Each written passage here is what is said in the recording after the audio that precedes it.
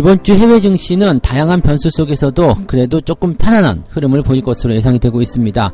지난 주말에 이제 뭐 다우지수 하락했지만 나스닥은 조금 올라온 모습 좀 있었고요. 이번 주도 여전히 실적 그리고 긴축에 대한 이야기 계속 나오겠습니다만 마틴 루서킹 데이가 있고요. 그리고 다음 주에 있을 FOMC를 앞두고서 블랙아웃 기간이 적용이 되기 때문에 아마도 이제 시장을 압박할 만한 큰 부담은 없을 것 같습니다. 국내 증시 역시도 LG 에너지 솔루션의 상장을 앞두고 청약에 들어가는 상황이기 때문에 아무래도 이제 좀 거래량이 좀 줄어드는 그런 형태로 가지 않을까 생각됩니다. 이런 부분들 이번 주 전망들 같이 알아보도록 합니다.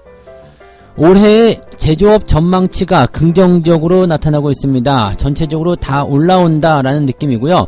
이번 1분기 같은 경우는 그래도 조금 부족한 모습은 좀 있겠습니다만 연 후반으로 갈수록 연말로 갈수록 계속적으로 제조업 지표라든지 등등이 좋아질 것이다. 이런 전망이 나오고 있습니다. 자, 어떠한 근거로 그렇게 되고 있는지 또 어떠한 산업군들이 좋아지고 있는 것인지 알아보도록 합니다. 연초에 주식 비투가 다시 증가세를 보이고 있다고 합니다. 아무래도 이제 개인들이 많이 매수하고 있는 종목들 또는 이제 외국인들이 많이 팔고 있는 종목들 최근에 많이 하락한 종목들 위주로 비투가 늘어나고 있을 것이다 판단이 될 수 있겠는데요. 주가가 떨어질 때마다 물타기에 대한 어떤 부분 때문에 비투를 계속하고 있는데 한 가지 걱정인 것은 주가가 계속 떨어질 수 있다는 부분, 또 한 가지는 금리가 계속 올라가고 있다는 부분이겠죠. 자, 연초 비투 증가, 이런 증가세가 다시 이어질 수 있을 것인지 어느 정도까지 갈 것인지 또 어떠한 부담을 갖고 있는지 알아보도록 합니다.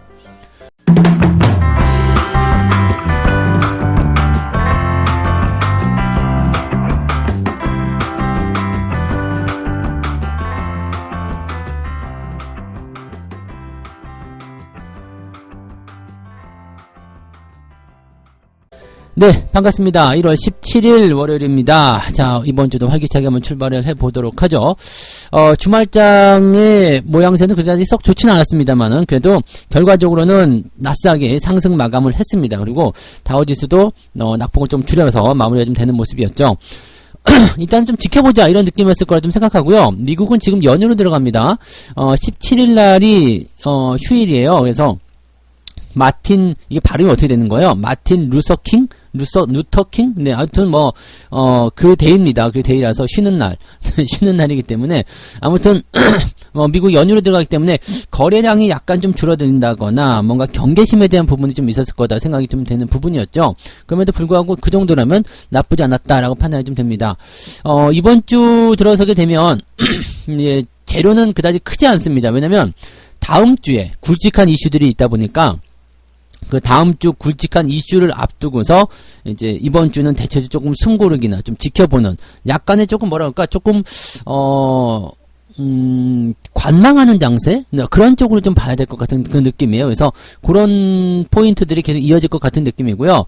일단 재료만 살펴보게 된다라면은 지금 실적이 이제 가장 첫 번째인데 뭐 지난번에 이제 은행주 실적 별로 안 좋다는 얘기가 좀 있었거든요. 그래서 그 이후에 그럼 은행주 말고는 다른 데는 어떠냐? 뭐 이런 식이었는데 기술주들의 순이익은 증가세를 좀 보일 것이다 라고 되어 있습니다. 그리고 은행주들도 실적이 뭐 그렇게 나쁘지는 않습니다. 순이익이 좀 조금이나마 증가했을 것이다 라고 전망이 되고 있는 부분들이죠.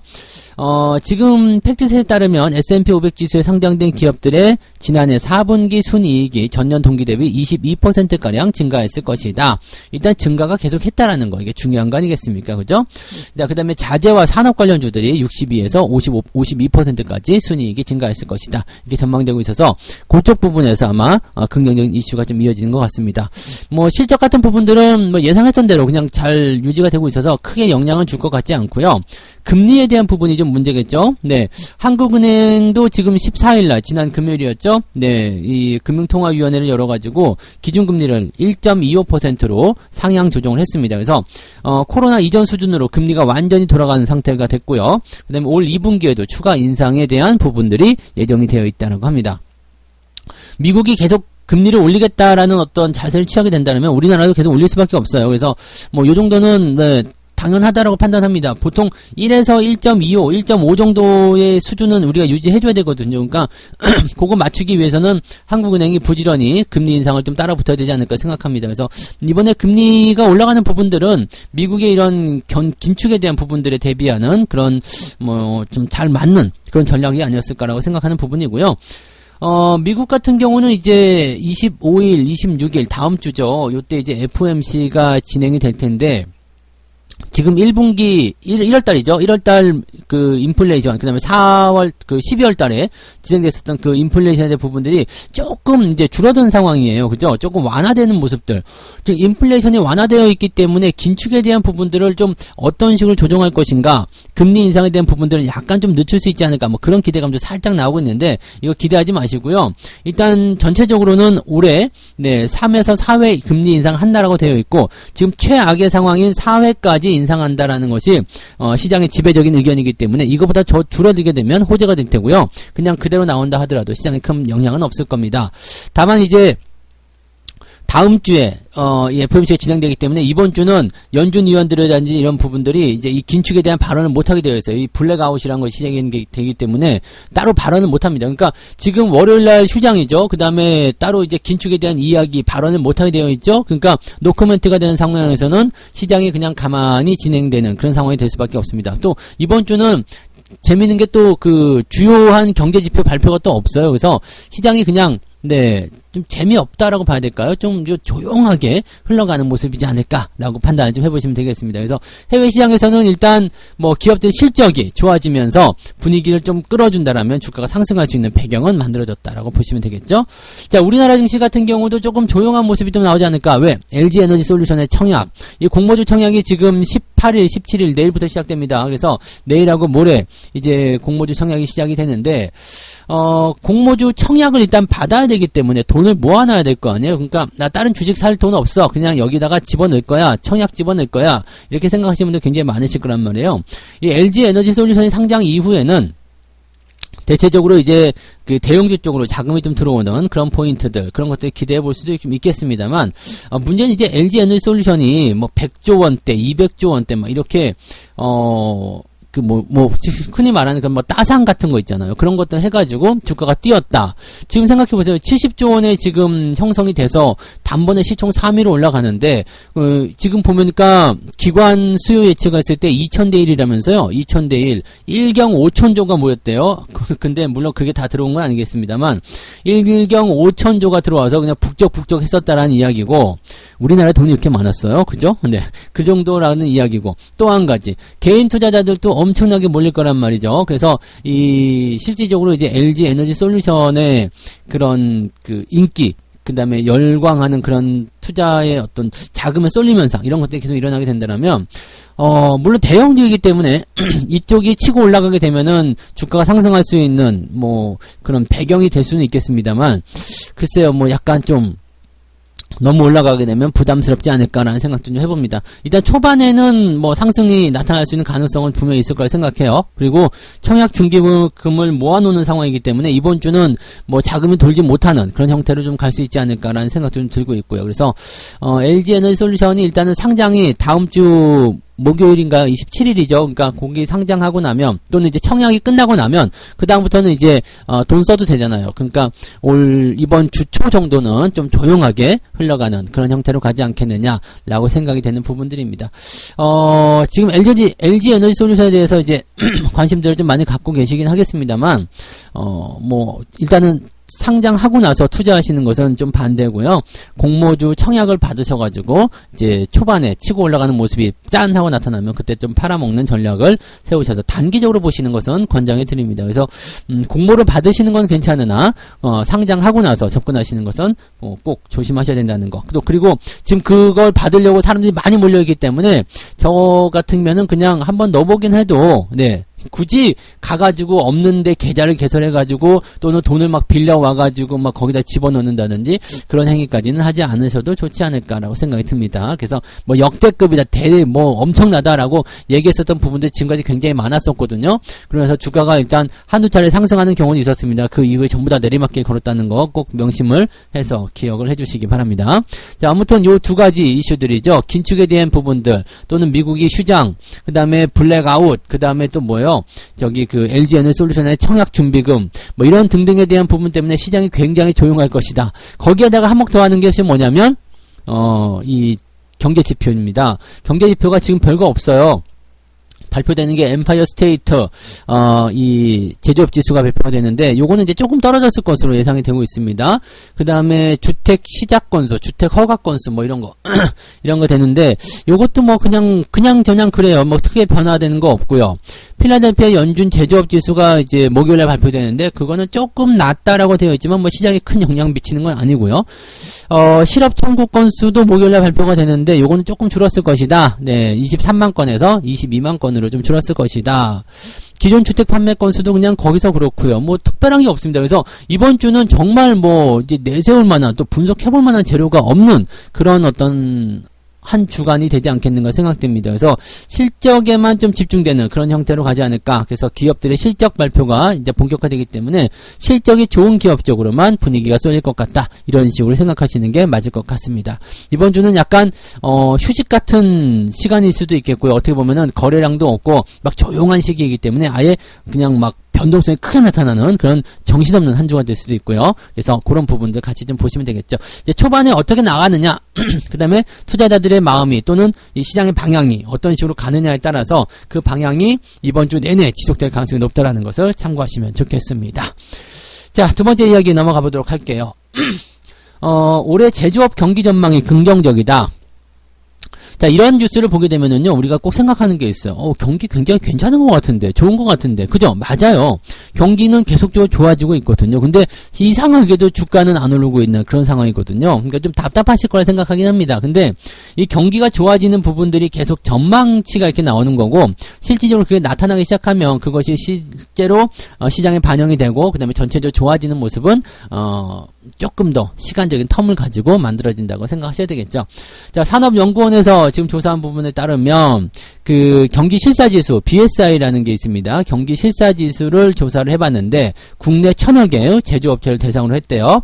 제조업의 올해 연간 매출 전망 BSI가 105가 나왔답니다. 이 기준치가 100이에요. 그래서 105가 넘어가서 이제 긍정적이다라는 부분들이고 전년도에는 103이었거든요. 그러니까 작년보다도 올해가 더 좋다라는 전망치를 가져가고 있는 거죠. 계속해서 좋아질 것이다. 이 지금 100을 기준선으로 해가지고 뭐 103, 105 이 정도면은 굉장히 좀 약한 부분이죠. 그러니까 아직까지는 경기의 어떤 상승 포인트들이 초반에서 진행이 되고 있다는 걸 생각하시면 되겠습니다. 200에 가까울수록 개선이 많이 되고 있는 것이고 0에 가까울수록 굉장히 나쁘다는 것을 의미하는 겁니다. 근데 보통 이제 BSI 지표 같은 경우는 70 밑으로 내려가는 걸 잘 못 본 것 같아요. 그리고 지금 어느 정도까지 수준이 올라갔다 하더라도 뭐 150 이상은 또 못 본 것 같아요. 그러니까 지금 뭐 2차 전지 관련한 부분들도 122가 나타났고요. 그 다음에 반도체가 114, 그 다음에 무선통신 이게 109, 그 다음에 소재화학이 110 뭐 등등등인데 전체적으로 이제 120에서 130 정도? 그 정도 수준이면 그래도 뭐 전망이 굉장히 밝다, 좋다 이런 식으로 얘기가 많이 되는 것 같더라고요. 그래서 그 정도 상황을 좀 보시면 되겠고요. 자, 125에서 130 정도 수준까지만 가도 괜찮다인데 지금 전체적으로 전망치가 105라면서요. 그러니까 아직 많이 남았다는 이야기죠. 전체적으로 좋아질 것이다 라고 얘기가 되는 부분들입니다. 그 다음에 지금 현재로서는 이제 디스플레이와 철강, 섬유 쪽은 100을 하회하면서 좀 안 좋다라는 전망이 좀 나오고 있는데, 자, 올 1분기 제조업 시황 전망치에서의 이제 BSI 지표가 95, 매출 전망 BSI는 96으로 둘 다 100 미만으로 하락이 되어 있는 상태입니다. 그러니까 1분기는 별론데 올해는 전체적으로 놓고 봤을 때 좋다. 그러면 1분기가 저점이 될 가능성이 상당히 높겠다라는 이야기 되는 거겠죠. 그래서 그런 식으로 참고해 보시면 될 것 같고요. 자, 업황별로 한번 살펴보면 신사업을 제외한 전 부분이 모두 100을 하회했다라는 거죠. 대형 업체도 역시 마찬가지, 중소기업도 역시 마찬가지, 계속적으로 이제 100을 즉 기준치보다 좀 떨어져 있는 상황인데 신사업 쪽에서는 뭐 2차 전지가 들어가 있는 거고요. 그 다음에 뭐 여러 가지 부분이 좀 있을 거예요. 신사업이라는 것이 이제 새로운 어떤 사업에 대한 영역이거든요. 반도체라든지 뭐 등등에 대한 부분이 되겠죠. 그래서 그런 신사업에 대한 내용들이 일단은 먼저 치고 나가는 그런 형태. 이게 코로나 이후에 상황이 좀 많이 바뀐 것 같아요. 그죠? 업황에 대한 전체적인 어떤 상황들이 많이 바뀐 것 같고, 지금 좀 첨단 산업, 그러니까 뭐 정부 쪽에서 이제 4차 산업이라든지 이런 쪽에 좀 관심을 많이 가져서 그런 걸 수도 있겠습니다만 이제 상황들이 약간의 전통적인 기업에서 새로운 쪽으로 많이들 기울고 있는 것 같다는 느낌이 좀 있습니다. 반도체, 바이오 헬스, 2차 전지 쪽은 앞으로 계속 좋아질 것이라는 전망치가 좀 있는 반면에 무선통신기기라든지 자동차, 정유 같은 경우들은 지금 1분기 상황에서 별로 좋지 않다. 지금 상황이 좋지 않다는 얘기죠. 그러니까 지난 현재 상황에서는 별로 좋지 않다. 이제 근데 이게 전반적으로 경기가 좋아지게 되면 올 한 해 동안에는 긍정적일 것이다 라는 얘기를 하고 있는 부분이겠죠. 그러니까 지금 현재로서는 뭐 그게 보여지는 부분들은 별로 없는 것 같아요. 그리고 슬슬 좋아지는 모습들 그런 쪽으로 갈 것이다.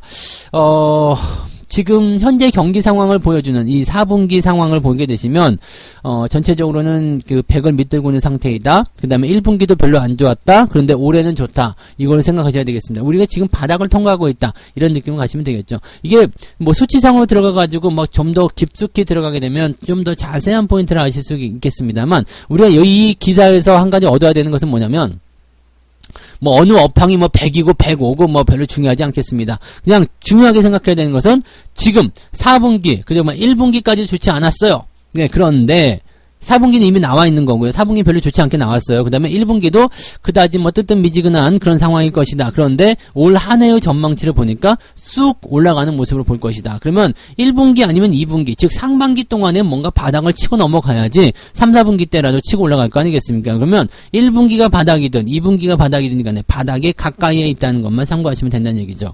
즉 지난 4분기부터 시작해서 1분기, 2분기 뭐 이런 식으로 연결이 될 수도 있는 거예요. 그래서 바닥을 잡기 시작하는 그런 단계로 들어가고 있다. 앞으로 좋아지고 있다. 이렇게 생각하시면 되겠죠. 물론 전망치이기 때문에 또 바뀔 수는 있겠습니다만 현재 추이를 감안하고 어느 정도 생각해 봤을 때는 자 이런 부분들이 긍정적일 것이다. 그러면 얘네들이 지금 올라가기 시작하면 경기라는 부분이기 때문에 경기가 먼저 올라가기 전에 주가가 먼저 반응하게 되어 있거든요. 그러니까 주가라는 부분들 만약에 경기가 1분기에 저점을 찍고 올라가기 시작한다 그러면은 시장 같은 경우는 1월이나 2월 정도면은 반등을 시작하게 되는 상황이 나타날 수도 있다는 얘기죠. 어쨌건 지금 네 분위기는 올 한 해 동안 꾸준히 좋아질 것이다 라고 생각하셔도 좋을 것 같아요. 이런 지표들은 뭐 재미없는 지표이긴 한데 그래도 전체적으로 대략적인 어떤 큰 흐름을 한번 보여주는 부분이기 때문에 가끔씩은 참고해 보실 필요가 있을 것이다 보시면 되겠죠. 네. 자, 세 번째 이야기 연초 주식 비투가 다시 증가세를 보이고 있다. 이거는 좀 문제긴 해요. 그죠? 비투가 다시 증가한다. 근데 이게 내용이 되게 나쁜 게요. 주가가 많이 올라서 뭐 이렇게 하는 게 아니에요. 그 다음에 금리도 올라가고 있잖아요. 이게 빚을 내기가 그렇게 우호적인 환경이 아닌데도 불구하고 빚을 자꾸 내고 있다는 거. 이거 굉장히 큰 문제고요. 또 한 가지는 뭐냐면 주가가 떨어지는 것에 물타기가 계속 들어가고 있다는 이야기예요. 지금 개인 투자자가 증권사로부터 자금을 빌려서 주식에 투자하는 신용거래융자 잔고가 23조 5,500억. 그래서 지난달보다도 조금 더 늘어났어요. 5,500억 늘어났대요. 지난달에는 22조 원. 아직도 좀 많은 수치네요. 그죠? 늘어난 수치인데, 지난 7일에 23조 8천억까지도 늘어났었다. 지난해 11월 이후 최대 규모를 기록하기도 했다. 뭐 이런 얘기인데, 지금 연초에 이제 개인들의 주식 거래가 좀 증가하는 부분도 좀 있긴 있어요. 그런데, 빚내서 투자하는 부분들, 뭐 일단은 올라가는 쪽에 투자해야지 나 이제 새롭게 시작할 거야 그러면서 빚을 내가지고 투자하시는 분들도 당연히 있을 수 있겠습니다만 대체적으로 이제 그런 쪽으로 늘어나는 것보다도 떨어진 주식에 하락한 주식에 물타기라는 경우들이 많지 않겠느냐 이런 식으로 분석이 좀 되고 있는 것 같아요. 지금 종목별 그 흐름을 좀 살펴보게 되면 크래프톤에 대한 신용거래융자 잔고가 코스닥 시장 종목 중에서 가장 많이 늘어났다. 이거는 코스닥 크래프톤은 거래소 아닌가요? 유가증권, 전부 다 합쳐서 유가증권 코스닥 시장 중에서 가장 많이, 그러니까 전체 시장이라고 하면 되지, 저렇게 나눠서, 네. 전체 시장에서 가장 많이 크래프톤이 증가했다라고 되어 있는 건데, 지난 12일 기준으로 봤을 때요, 네. 크래프톤의 신용거래 융자 잔고가 831억 원으로 네 엄청나게 늘었다라고 되어 있습니다. 그 다음에 카카오, 네이버, 카카오뱅크 등등도 상위권에 이름을 올렸다. 얘네들 지금 보면 주가가 큰 폭으로 하락하고 있었던 종목들인데 얘네들에 계속적으로 이제 이렇게 신용 잔고가 더 들어가고 있다는 얘기죠. 카카오에 281억, 네이버에 261억, 카카오뱅크에 211억 이런 식으로 들어가 있다고 합니다. 그 밖에도 뭐 안랩이라는데 대선 테마주도 많이 들어갔네요. 그래서 이 빚을 내 가지고 투자하는 그런 사람들이 지금 보면은 두 가지로 나누네요. 주가가 빵 치고 올라갈 것 같은 그런 한 방에 있는 테마주에 들어가는 사람들, 그 다음에 또 하나는 떨어지고 있는 주식의 물타기. 자, 이게 근데 다 연속선상에 있어요. 여러분 제가 예전에 설명드린 적이 있었죠. 내가 주식을 처음에는 시작할 때 어떻게 해요? 빚내서 투자하지 말자, 내가 가진 여유금으로 투자하자, 좋은 주식에만 투자하자, 대형주만 투자하자 등등등으로 해가지고 대형주에 들어갔는데 주가가 쭉 밀렸잖아요. 가지고 있는 돈으로 계속 물타기 했는데도 계속 밀려요. 그러니까 어떻게 돼요? 더 이상은 안 될 것 같지만 계속 바닥이라는 소리가 들리니까 이제 빚을 내가지고 물타기를 해요. 근데도 주가가 더 밀렸어요. 그러다가 이제 반대 매매까지는 아니더라도 더 이상 참지 못한 상태에서 주식을 매도하게 되죠. 주식을 매도하고 났더니 손실이 많이 나와 있어요. 손실이 많이 나와 있으니까 이것을 어떻게 해야 돼요? 지금 빚은 일단 청산이 됐겠지. 청산이 된 상태에서 이제 내가 가진 원금만 가지고서 이제 손실이 난 상태가 이제 되어 있을 거예요. 그 상태에서 뭘 해야 돼요? 손실을 복구해야 되려면 뭘 해야 되겠습니까? 빚을 또 내서 새로운 종목도 들어가야 되겠죠. 또 들어가는 거예요. 그런 식으로 해서 이제 단기 테마성 재료들로 들어가게 되는 상황이죠. 그러니까 지금 연결되어 있는 거죠. 지금 카카오나 네이버나 이런 것도 떨어지고 있는데 여기다가 물타기를 계속하고 있다. 빚내서 물타기 하고 있다. 큰일이에요. 나중에 손절 매도를 치게 된 상태가 벌어지게 되면 걷잡을 수가 없습니다. 그런 상태에서 딱 이제 빚을 청산하고 이제 손절 매도를 딱 치고 난 상태라면 어떻게 되겠어요? 복구하기 위해서 또 빚을 내가지고 또 들어간다는 얘기죠. 빚을 그렇게까지 낼 수 있는 것도 뭐 능력이라고 할 수 있겠습니다만 그런 능력은 없어도 돼요. 그러니까 결과적으로 한번 비투로 꼬이게 되면 좋지 않습니다. 내가 내 돈만 가지고 있다라면요 30%든 40%든 50%든 간에 그냥 버티면 돼요. 버티면 어지간한 것들은 웬만하면 돌려주거든요. 물론 추세가 지금처럼 많이 올라가는 종목들이 조정 들어간다 그러면 진짜 재수없으면 몇 년씩 기다려야 되는 경우도 있습니다만 대체적으로 고점에서만 안 사면 되는 거거든요. 고점에서만 안 사면 되는 거니까 그런 종목들 위에서 욕심내지 마시고요. 아래쪽에서 매수하시면 충분히 되는 건데 이거 너무 안타까운 얘기죠. 그리고 위에서 샀는데 계속 떨어지는 상황인데도 불구하고 계속해서 빚내서 투자한다는 거 결국 좋지 않습니다. 이게 잠깐만 이성적으로 생각하면은 내가 왜 그랬지 생각이 되는 부분이 분명히 들어요. 그러니까 한 발짝 물러서서 꼭 지켜보시기 바랍니다. 이게 지금 당장은 그게 최선일 것 같고 나한테 좋은 소식이고 이게 올라가는 것만 계속 들리고 뭐 밑에서 좋은 거니까 떨어질 때 계속 사야지 뭐 존버해야지 라고 하지만 그거 쉽지 않습니다. 그러니까 여러분들 항상 현실을 생각하시고요. 한발짝 물러서서 객관적으로 시장을 바라보시고 그렇게 대응하실 필요성이 있습니다. 비중 조절을 반드시 하셔야 돼요. 반드시 하셔야 되고 절대 오버하지 마시고 빚내서 투자하시는 거 특히 올라가는 때 뭐 빚내서 하시는 건 뭐 큰 의미 없습니다만 떨어질 때 빚내서 물타기 한다는 거 정말 그거는 하시면 안 돼요. 그러니까 그런 것들 꼭 명심하시고 가급적이면 뭐 비투 같은 거 하지 마시고요. 자기가 가진 그런 여유 자금으로만 투자하실 것을 권장해 드립니다. 자, 빚내서 투자하는 자금들이 많게 되면 시장도 부담이에요. 왜냐면 그거 다 털어내려고 계속 때리거든요. 왜냐면 반대 매매가 있잖아요. 그래서 한 방에 꽉 떨어뜨려 버리면 투매가 나타나면서 한 방에 털려나갑니다. 그러니까 그런 것들 위해서 더 빠지고 더 때리고 막 그런 상황 벌어지니까 아예 비투 같은 걸 하지 않으시는 게 더 유리하다는 거 말씀을 좀 드려봅니다. 뭐 갖고 계신 분들은 좀 답답하시겠습니다만 그래도 빚이 없다라는 거 그게 가장 축복받은 투자라는 것을 꼭 명심하시기 바랍니다. 자, 이렇게 해서 오늘 세 가지 이야기 전달을 해드렸습니다. 이번 주는 긴축 이야기 있고요. 그 다음에 LG 에너지 솔루션에 대한 공모주 청약이 있습니다. 그래서 뭐 아무래도 시장이 조금 주춤, 조금 뭐랄까 재미없다. 재미없다. 그렇게 보시면 될 것 같습니다. 뭐, 재료도 별거 없고요. 뭐, 경제 지표도 별거 없고요. 그냥 아무것도 없어요. 그래서, 오히려 이제 이런 상황에서 시장의 분위기를 조금 잘 잡아주면 더 좋을 것 같긴 한데, 그냥 특별한 거 없다라고 생각하시는 게 맞을 것 같아요. 자, 그 다음에 올해 제조업. 전망치를 보니까 매우 긍정적이었어요. 긍정적인데 중요한 건 4분기와 1분기에 상황들은 별로 좋지 않았다라는 얘기죠. 그러니까 곧 바닥이 멀지 않았다는 얘기가 되는 거죠. 자, 4분기와 1분기 좋지 않았는데 올해 전망이 좋다. 그러면 뭐겠어요? 자, 1분기가 아니면 2분기에는 바닥을 잡아야 한다는 얘기죠. 3분기까지 안 좋다가 4분기에 좋아진다. 이건 말이 안 되니까요. 적어도 상반기 안에 뭔가가 나타나야 된다는 얘기겠죠. 그래서 조만간 바닥을 잡고 상승하는 형태의 모습을 보지 않을까라고 생각이 되는 부분이겠습니다. 자, 그 다음에 연초에 주식 B2가 다시 증가세를 보이고 있는데, 뭐, 늘 말씀드린 거지만, 빚내서 투자하는 것 결코, 좋은 결과가 아닙니다. 그리고 시장이 바닥권에서 아주 크게 주가가 떨어져가지고, 정말 이거는 뭐, 미친 바닥이다. 이거는 안 잡으면 안 된다. 이런 때가 있어요. 이럴 때는 뭐, 빚을 내가지고 투자해서 수익을 레버리지로 크게 보시는 분들도 계실 수 있겠습니다만 지금 같은 시기는 결코 빚 내서 투자하는 게 여러분들한테 도움이 되지 않을 겁니다. 자꾸 하다 보면 뭐 그냥 단타로 뭐 이렇게 해가지고 내가 빚 내가지고 이렇게 해서 단타로 이게 팍 치고 올라가서 상한가 한 번만 치면 이게 돈이 얼마냐 이 생각하시는데 그런 거 하지 마시고요. 차라리 로또를 사시는 게 더 확률이 높지 않을까라고 생각합니다. 결코 그렇게 해서 돈 벌기는 어렵다는 것을 꼭 명심하시기 바랍니다. 네. 자, 책 한 곡 읽고 마무리할게요. 네. 현명한 투자자가 되어라. 풍문에 휩싸인 주먹구구식 투자는 금물이다. 덜 알려졌지만 재정이 탄탄한 실속 있는 기업을 찾아 내재 가치보다 싸게 사는 것이 핵심인 것이다. 누가 한 말이에요? 네, 워렌 버핏이 한 말이에요. 워렌 버핏이요. 네, 버핏이 한 이야기입니다. 그러니까 뉴스나 재료나 이런 거 가지고서 단기에 뭔가 수익 내려고 욕심부리지 말고요. 그냥 탄탄한 종목 찾아서 내가 여윳돈으로 느긋하게 시간적 여유를 가지고 투자하면 그게 바로 돈 버는 길이다. 이렇게 보시면 된다는 얘기입니다. 아시겠죠? 네. 자, 그래서 오늘 여기까지 이야기해드리고요. 조금 있다가 네, 무료 방송 진행되죠? 네, 아침 9시부터 무료 라이브 방송 진행되니까 또 많이 오셔가지고 시장은 또 어떻게 시작하는가? 아유, 이 재미없는 한 주간을 또 어떻게 극복을 해야 되는가? 같이 한번 연구를 해보도록 하자고요. 네, 조금 이따 뵙겠습니다. 고맙습니다.